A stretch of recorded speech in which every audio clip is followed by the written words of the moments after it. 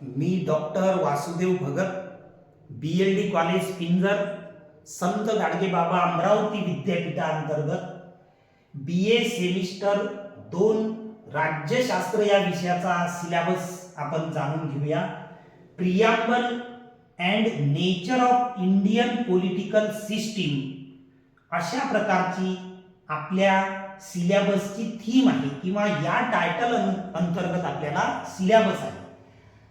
आपण मराठी माध्यम मधून त्या संबंधीची माहिती जाणून घेऊ. उद्देश पत्रिका आणि भारतीय राजकीय व्यवस्थेचे स्वरूप या अंतर्गत आपल्याला एकूण 6 युनिट आहेत. प्रत्येक युनिटला 10 गुण. याप्रमाणे आपला लेखी पेपर एकूण 60 गुणांचा होईल.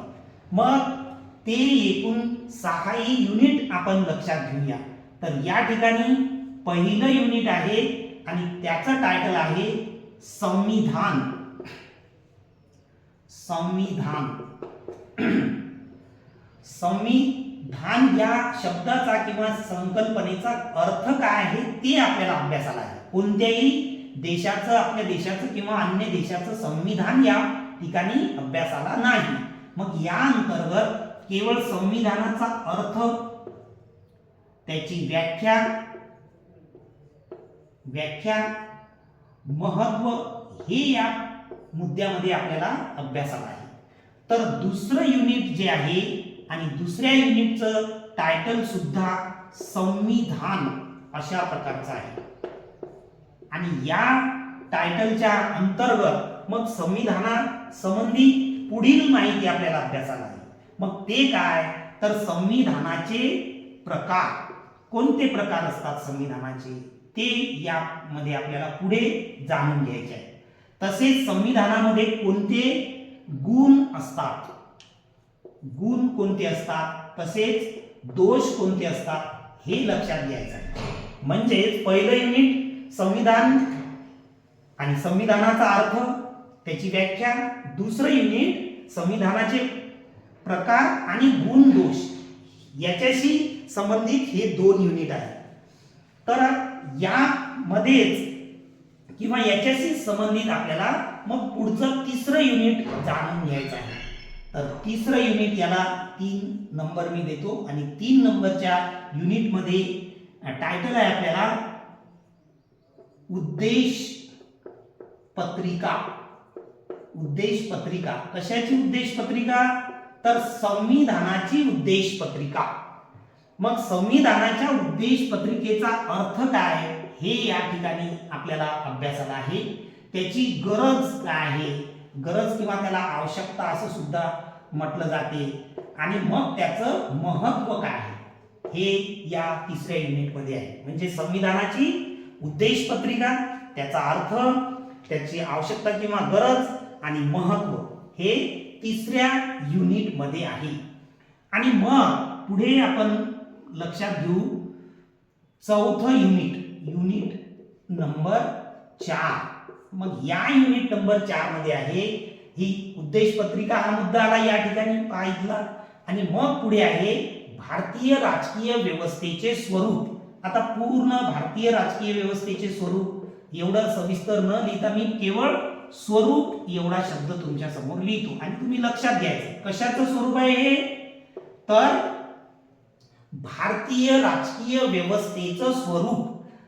भारतीय राजकीय व्यवस्थेचं स्वरूप म्हणजे आपल्या देशामध्ये शासन कसं राहील, गव्हर्नमेंट कसं राहील किंवा सरकार कसं राहील त्या संबंधीच्या यामध्ये माहिती समाविष्ट आहे.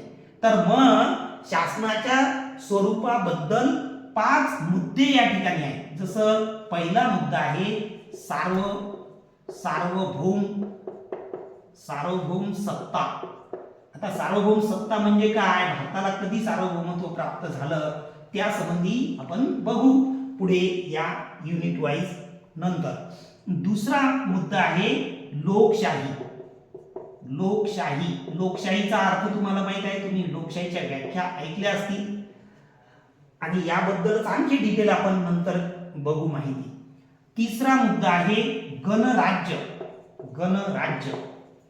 गणराज्य सार्वभौम सत्ता लोकशाही, गणराज्य आणि त्यानंतर आणखी चौथा मुद्दा आहे. तो चौथा मुद्दा मी इथं लिहितो, इथला तुमच्या अगदी स्पष्टपणे लक्षात येण्यासाठी. चौथा मुद्दा किंवा चौथं स्वरूप किंवा आपल्या देशाची शासन व्यवस्था कशा प्रकारची आहे, सार्वभौम आहे, लोकशाही आहे, गणराज्य आहे आणि मग चौथा प्रकार समाजवादी सुद्धा आहे. समाजवादी अशा स्वरूपाची सुद्धा आपली राजकीय व्यवस्था आहे. तसेच आपली राजकीय व्यवस्था धर्मनिरपेक्ष सुद्धा आहे. धर्मनिरपेक्ष अशी राजकीय व्यवस्था आहे. धर्मनिरपेक्षता, सार्वभौम समाजवादी, सार्वभौम लोकशाही, गणराज्य, समाजवादी, धर्मनिरपेक्षता अशा प्रकारची आपल्या देशाची राजकीय व्यवस्था आहे. म्हणजे शासनाचं स्वरूप आहे. हे झाले आपले एकूण चार युनिट या 6 युनिट पैकी. आता आपण वळूया 5व्या युनिटकडे. यामध्ये बघितलं भारताच्या राजकीय व्यवस्थेचे स्वरूप पाहिलं आपण, त्यापूर्वी उद्देश पत्रिका पाहिली या मुद्द्याला अनुसरून. आता आपण लक्षात घेत आहोत 5वं युनिट.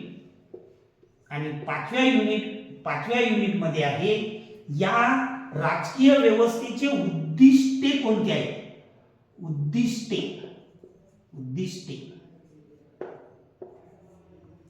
लक्षात नाही आलं का व्यवस्थित.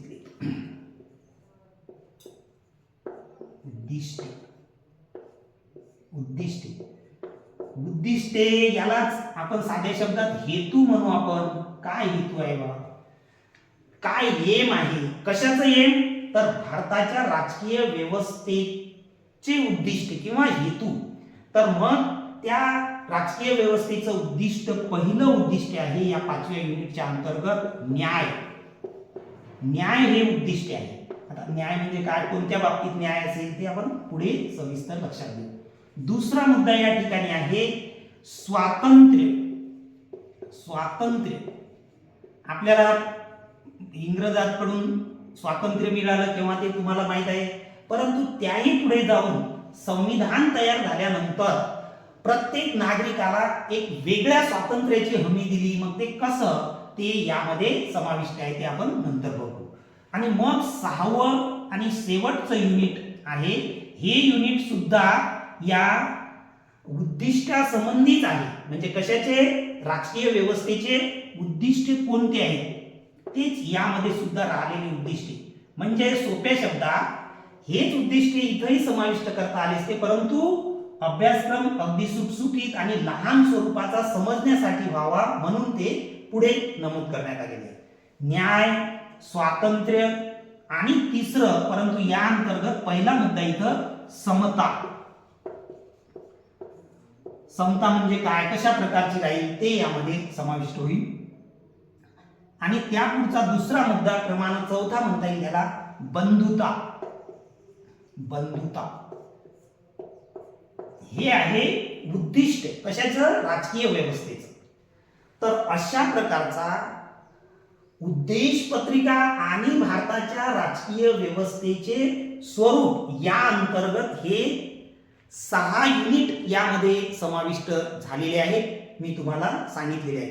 पण आता आणखीन हा सिलेबस सोप्या पद्धतीनं तुमच्या समोर मी सांगतो. आणि ते म्हणजे आपल्याला BA फर्स्ट इयरच्या दुसऱ्या सेमिस्टरमध्ये राज्यशास्त्रासाठी संविधानाचा अर्थ आणि भारतीय संविधानाची उद्देश पत्रिका अभ्यासाला आहे, असं लक्षात ठेवायचं.